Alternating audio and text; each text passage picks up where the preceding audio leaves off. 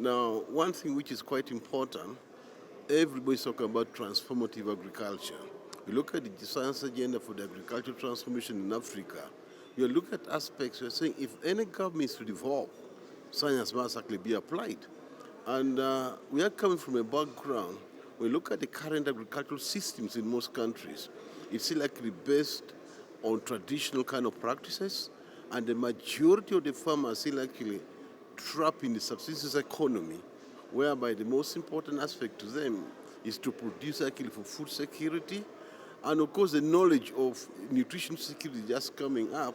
But now today, as we talk about commercialization, we need to shift away from the traditional farmers kind of methods of farming, and then again we need to empower those farmers with modern technologies.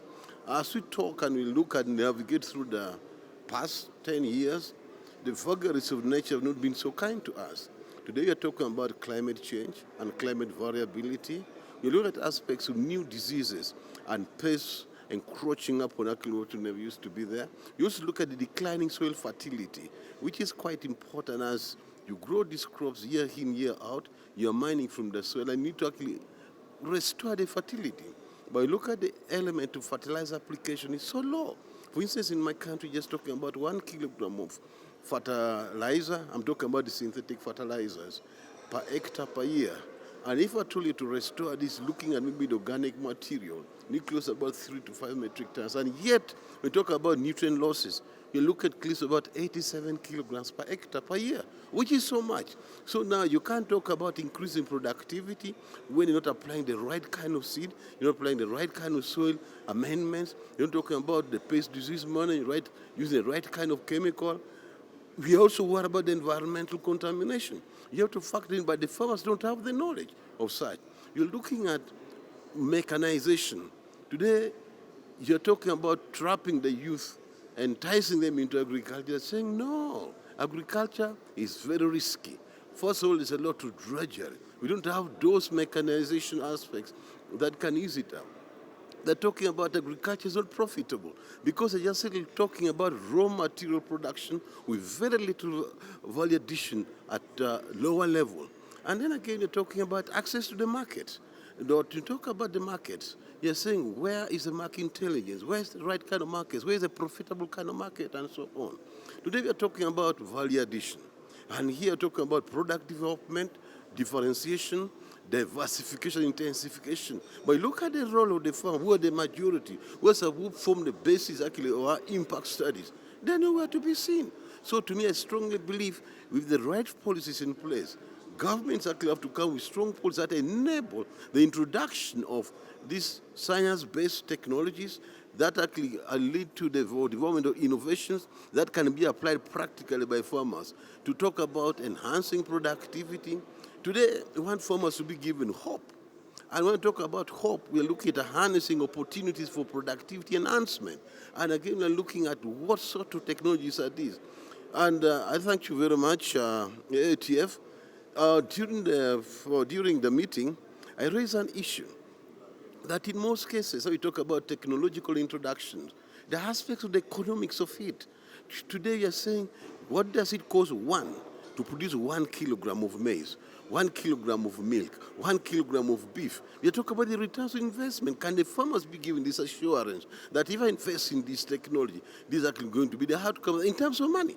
Yes, the food can be guaranteed, but how best can the market actually address these issues? The farmer addressing the market issues, those interlinkages, market access, and of course, getting the best benefits out of it is quite key in what we are talking about. And then again, today governments are talking about a bioeconomy-led transformation. You're talking about the food systems. You're talking about agro-industrialization. But of course, this goes for the harnessing of the opportunities that are really there in terms of technologies, in terms of the kind of innovations that are required at all times. Today, you find most institutions, including NARO that I represent, we came up with transgenics. We had a very big problem with banana bacterial wilt, and through alliances, strategic partnerships, we came up with solutions. And the social alliance in the lab for the last 3 years, nothing's going on. And just saying like the policy makers, the politicians, including the head of state, they say, let us first put a stop on this, not until maybe the elections are going to come back to revisit. But then again, you find the scientists for the last 2-3 years just they're redundant. With their technologies in the head, with the ideas in the head, they're saying, when can we download? Today you're talking about gene editing, which is very, very promising. The way I look at it, both in the application of crops, in the livestock and so on. But for how long are we going to be withdrawn and instead of engaging scientists with these new innovations? So to my message is, government should actually come up with policies that will enable innovations to be supported. First of all, you're talking about investment. You're saying at the end of the day, UNESCO is saying every African government to develop, bring in those sciences, but need to commit 1% of their GDP. When you do the interrogations that we have, you're talking just about 0.2% for Uganda, for instance, and yet they're counting on you to take the country forward. You look at other sectors within the government. If they could do analysis that show, like, if I invest in works, in education, in health, in agriculture, even in defense, this could be the returns in our investment. Then another area which I consider very, very pertinent on how to engage the youth in entrepreneurship. Because to me, I look at the numbers today, almost 78% of the youth in my country form the population, the greatest part of it. And then you're talking about those who could be in gain and who could be in gainful information or gainful occupation. You're looking at the cohort between 18 and 30 forming close to about 64%. And these are guys who are unemployed. When you talk about, say, like even underemployment, this is even much more and so on.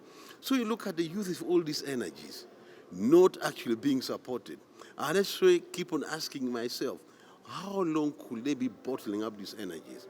And we go to look at the global scenarios. Now when actually the world has become one village, you talk about the application of technologies, access to information. And on the internet, you can actually get any information required. So hinder idleness. It can be possible that the youth can learn from other countries. You talk about the riots. Talk about actually countries falling down because the youth taking to the streets. We're not asking questions, why are they? You talk about politicians disrupting them, especially opposition in most cases. They take advantage of them. But to me, this is like a time bomb we are in.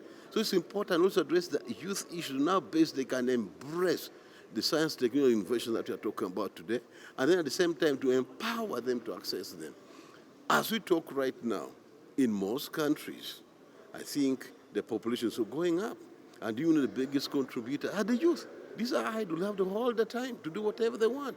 But they don't have, say, like that solid backbone to enable them to keep on carrying for so long. Today you find a university graduate who has done engineering, done agriculture, on the streets riding borders. Why are they riding border? Is that the fashion? No. This is like something which I consider very ephemeral, short time, short lived. But that's what they want to do right now. But if you can engage them in gainful employment, I think that will make a lot of sense to us. So that's another element that we need to keep on thinking on. But then another aspect is people tend to shy away from new technologies, come with lots of excuses. Today you'll hear that, oh, I'm a Puritan, okay? I'm a very religious person. I don't understand the dynamics. Where is it going to take us? People still have nightmares. Have people failed from sleeping? Don't people sleep? If you want to get rid of nightmares, don't sleep then. For how long are we going to have these sentiments? So that as addressing it, the higher element of communication. You belong to the fourth estate, and it's quite important to have the right kind of, say, like ambassadors, who can actually translate the language of the scientists into simple terms for other people, for the masses to understand. So to me, I think that's another way we should like to go and embark on. Thank you so much.